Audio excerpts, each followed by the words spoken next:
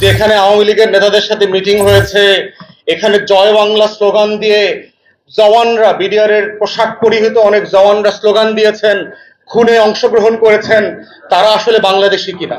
এই পোশাক পরা লোকগুলো আসলে বাংলাদেশি হইলে তারা আওয়ামী লীগার কিনা? আপনি 19,000 লোককে গ্রেফতার করলেন প্রায় ইয়ের পরে, গণহত্যার পরে। সবাইকে ছেড়ে দিলেন কেন? এখন তো 500-র মতো লোক আছে ভিতরে, 530-35 জনের কথা শুনেছি। এর মানে হলো এই মানুষগুলো নিরাপরাধ ছিল। তার মধ্যে যোগ হয়েছে প্রজাতন্ত্রের একজন কর্মচারী, সেনা কর্মপ্রধান, উনি বললেন যে এটা অলরেডি ফয়সালা হয়ে গেছে।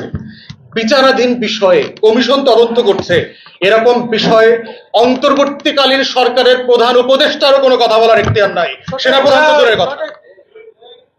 বিচারাধীন কোনো বিষয়ে আপনারা কেউ কথা বলতে পারেন না।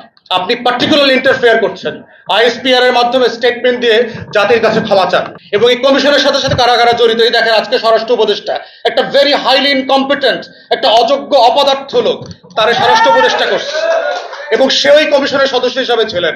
কত বড় দালাল! গত 16 বছর যার চেহারা দেখি নাই, গণ অভ্যুত্থানে যিনি একটা মিছিল করেন নাই, স্লোগান দেন না, একটা ঢিল ছোড়েন নাই, তাকে কে এখানে স্বরাষ্ট্র উপদেষ্টা বানিয়েছে? কেন বানিয়েছে?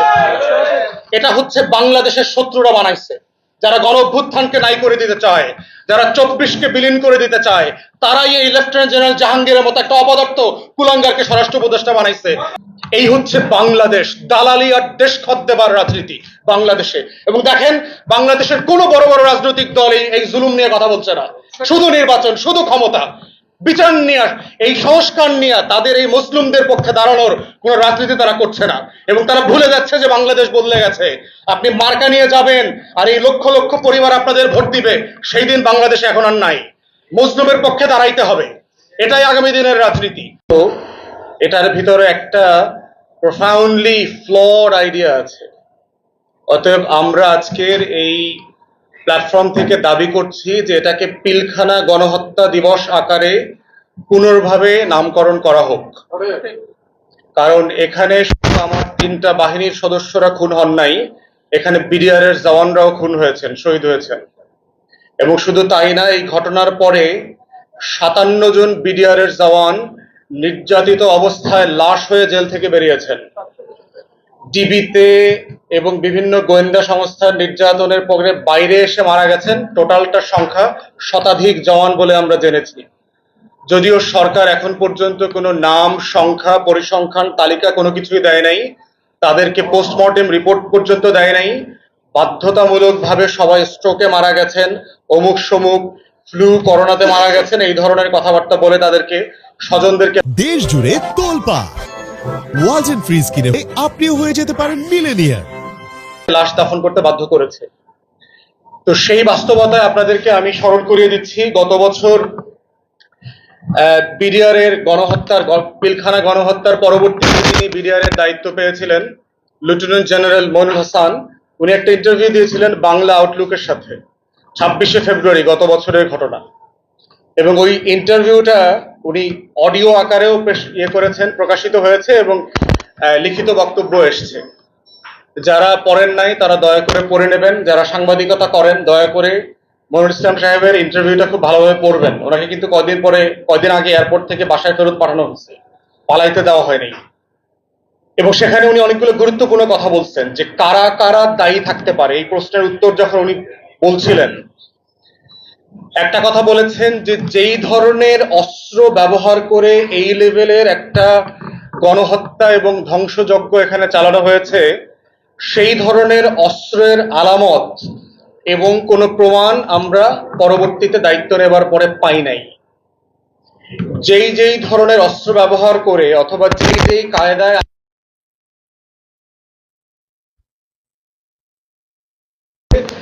সেজন্য যে অস্ত্র ব্যবহার করা দরকার, সেই অস্ত্র গোলা বারুদ, বিডিআর এর যে গোলা বারুদ, তার সাথে মিলছে না অনেক জায়গাতে।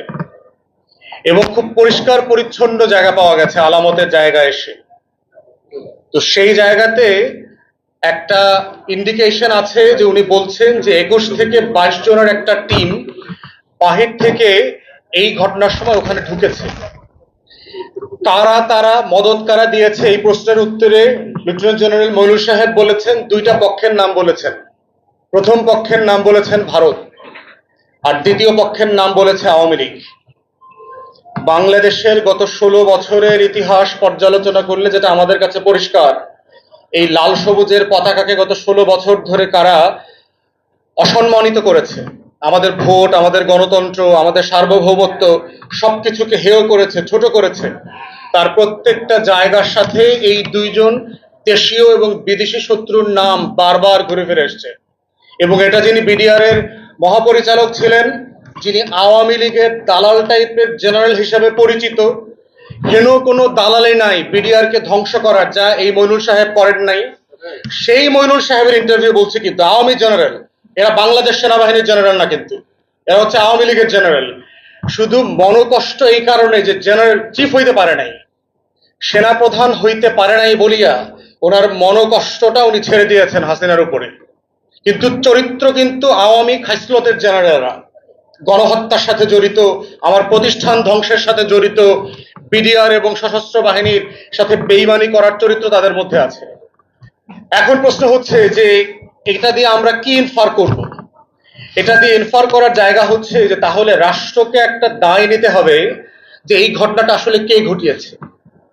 যেহেতু বিডিআর এর সাবেক মহাপরিচালক একটা কথা বলছেন, যিনি ওই সময়টাতে দায়িত্ব পালন করেছেন, তিনি যেহেতু অনেকগুলো পক্ষের কথা বলেছেন যে এখানে আওয়ামী লীগের নেতাদের সাথে মিটিং হয়েছে, এখানে জয় বাংলা স্লোগান দিয়ে জওয়ানরা, বিডিআর এর পোশাক পরিহিত অনেক জওয়ানরা স্লোগান দিয়েছেন, খুনে অংশগ্রহণ করেছেন, তারা আসলে বাংলাদেশি কিনা, এই পোশাক পরা লোকগুলো আসলে বাংলাদেশি হইলে তারা আওয়ামী লীগ আর কিনা, আওয়ামী লীগের যে নেতা এটার সাথে যুক্ত ছিল তাদেরকে জিজ্ঞাসাবাদ করবার জন্য কি চেষ্টা করা হচ্ছে।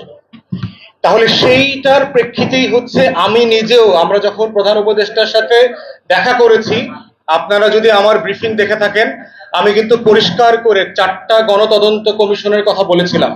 তার ভিতরে একটা বলেছি পিলখানা গণহত্যার কমিশন হইতে হবে, গণতদন্ত কমিশন। এবং সরকার কিন্তু প্রচন্ড প্রেসারে ছিল বিভিন্ন ফোর্সের কারণে যে এই ধরনের কোনো কমিশন যেন গঠিত না হয়। তারপরেও আমাদের প্রচন্ড প্রতিবাদ এবং মিডিয়াতে আমাদের আপনাদের পক্ষে কথা বলাটা জারি রাখার কারণে তারা শেষ পর্যন্ত কমিশন করতে বাধ্য হয়েছে, কিন্তু একটা কানা, বোবা, খোরা, আন্ধা, প্রতিবন্ধী কমিশন করে দিয়েছে। মানে কমিশন করে দিয়েছে কাজে, কিন্তু আসলে তার কোনো এখতিয়ার নাই।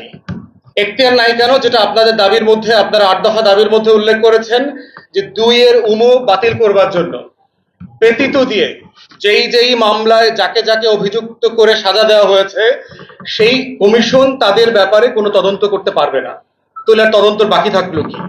তাহলে আপনি বলার চেষ্টা করছেন যে আওয়ামী লীগের আমলে এই গোলামরা, লেসপেন্সাররা যা যা করে দিয়েছে, আমরা অন্তর্বর্তীকালীন সরকারের এই কমিশন উহাকে ন্যায্য বলিয়া মানিয়া নিলাম। এই প্রজ্ঞাপনের মানে হলো তাই। তাহলে এইটা তো বিচার হইতে পারে না। এইটা তো জওয়ানদের পরিবারদের যে দুঃখ, কষ্ট, দুর্দশা, এইটার জন্য সমাধান হতে পারে না। এবং আমি যখন বিভিন্ন জেলায় যাই, আপনাদের যে কল্যাণ পরিষদ আছে, আপনাদের বিভিন্ন জেলার বিডিআর এর কল্যাণ পরিষদের ভাই বোনরা এসে আমার সাথে দেখা করেছে, জামালপুরে, শেরপুরে, রংপুরে, দিনাজপুরে, বিভিন্ন জেলাতে, নেত্রকোনাতে। এবং আমি আপনাদের দুঃখ কষ্টের যে গল্প শুনেছি, মানে এটা অমানবিক। বাংলাদেশের নাটক সিনেমা দেখলে মনে হয় যে এই দেশে নাটক লেখবার কোনো গল্প নাই, স্ক্রিপ্ট নাই। কিন্তু যারা স্ক্রিপ্ট লেখেন তাদেরকে শুধু বলবো যে বাংলাদেশের গত 16 বছরের মজলুমদের সাথে বসেন, তাদের জীবনের গল্প শোনেন। আপনি নাটক আর সিনেমা বানাতে বানাতে ইসরাফিল সিংগায় ফু দিয়ে দিবে, আপনার গল্প শোনা শেষ হবে না। এই হচ্ছে বাংলাদেশের নাটক সিনেমার গল্প। কিন্তু আপনাদের ওই রমনা, প্রেম, পরকীয়ার বাইরে আপনারা আর কোনো গল্প দেখেন না, চেনেন না, কারণ আপনারা জীবন থেকে এত বেশি বিমুক্ত হয়ে গেছে। তো তাহলে গণতদন্ত কমিশনটা আসলে কি করতে হবে? মইনুল সাহেবের ইন্টারভিউ থেকে শুরু করে এই যে টোটাল অভিযোগগুলো, রিউমার আকারে বলেন, গসিপ আকারে বলেন, সমাজে যে ডমিনেন্ট আছে, এগুলোকে তো এক্সপ্লোর করতে হবে যে আসলে ফ্যাক্টস কি। আপনি 19,000 লোককে গ্রেফতার করলেন প্রায় ইয়ের পরে, গণহত্যার পরে, সবাইকে ছেড়ে দিলেন কেন? এখন তো 500-র মতো লোক আছে ভিতরে, 530-35 জনের কথা শুনেছি। এর মানে হলো এই মানুষগুলো নিরাপরাধ ছিল।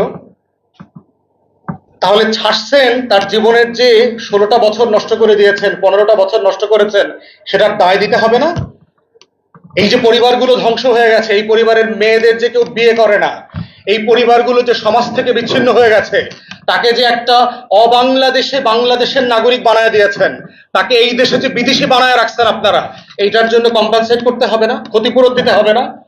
তাহলে যাকে দোষী বানাইলেন না, তাকে জেলে রাখতে পারলেন না, তাকে আবার চাকরিও ফেরত দিলেন না। 16 বছর ধরে বেতন ভাতাও দিলেন না, পেনশন দিলেন না, চিকিৎসা নিতে পারে না হাসপাতালে। পরিবারগুলো কি অমানবিক জীবনযাপন করছে? এই গল্প শুনলে কোনো ভদ্র মানুষ, কোনো ন্যায্যতায় বিশ্বাসী মানুষ এই প্রকল্পের সাথে অস্বীকার করে প্রতিবাদ না করে পারবে না।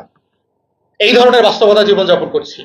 তার মধ্যে যোগ হয়েছে প্রজাতন্ত্রের একজন কর্মচারী, সেনা কর্মপ্রধান, উনি বললেন যে এটা আপনি ফয়সালা হয়ে গেছে। বিচারাধীন বিষয়ে কমিশন তদন্ত করছে, এরকম বিষয়ে অন্তর্বর্তীকালীন সরকারের প্রধান উপদেষ্টারও কোনো কথা বলার এখতিয়ার নাই, সেনাপ্রধান তো দূরের কথা। বিচারাধীন কোনো বিষয়ে আপনারা কেউ কথা বলতে পারেন না। আপনি পার্টিকুলার ইন্টারফেয়ার করছেন, আইএসপিআর এর মাধ্যমে স্টেটমেন্ট দিয়ে জাতির কাছে ক্ষমা চান। ও কমিশন যেখানে গঠিত হয়েছে, যেই বিষয়ে মামলা চলছে, সেই বিষয়ে বিডিআর দায়ী। বিডিআর ইনস্টিটিউশন তো গণহত্যা করে নাই। বিডিআর এর দায়ী থাকলে তো বিডিআর সদস্যরাও বলেছে আমাদের জওয়ানদের ভিতর থেকে যারা যারা এই খুনের সাথে জড়িত, তদন্ত সাপেক্ষে তাদেরকে সর্বোচ্চ শাস্তি দেন, এই দাবি বিডিআর এর জওয়ানরাও করেছে। তাহলে সেই দাবির প্রেক্ষিতে আপনি কেন বলছেন যে বিডিআর ইনস্টিটিউশন দায়ী, তারা দায়ী? কেমনি বুঝলেন আপনি? তদন্তই তো হয় নাই। এবং এই কমিশনের সাথে সাথে কারা কারা জড়িত, এই দেখেন আজকে স্বরাষ্ট্র উপদেষ্টা, একটা ভেরি হাইলি ইনকম্পিটেন্ট, একটা অযোগ্য অপদার্থ লোক, তারে স্বরাষ্ট্র উপদেষ্টা করছে এবং সে ওই কমিশনের সদস্য হিসাবে ছিলেন। কত বড় দালাল! গত 16 বছর যার চেহারা দেখি নাই, গণ অভ্যুত্থানে যিনি একটা মিছিল করেন নাই, স্লোগান দেন না, একটা ঢিল ছোড়েন নাই, তাকে কে এনে এখানে স্বরাষ্ট্র উপদেষ্টা বানিয়েছে? কেন বানিয়েছে? এটা হচ্ছে বাংলাদেশের শত্রুরা বানাইছে, যারা গণ অভ্যুত্থানকে নাই করে দিতে চায়, যারা 24কে বিলীন করে দিতে চায়, তারাই এই লেফটেন্যান্ট জেনারেল জাহাঙ্গীরের মতো একটা অপদার্থ কুলাঙ্গারকে স্বরাষ্ট্র উপদেষ্টা বানাইছে রাষ্ট্রকে ব্যর্থ করে দেওয়ার জন্য।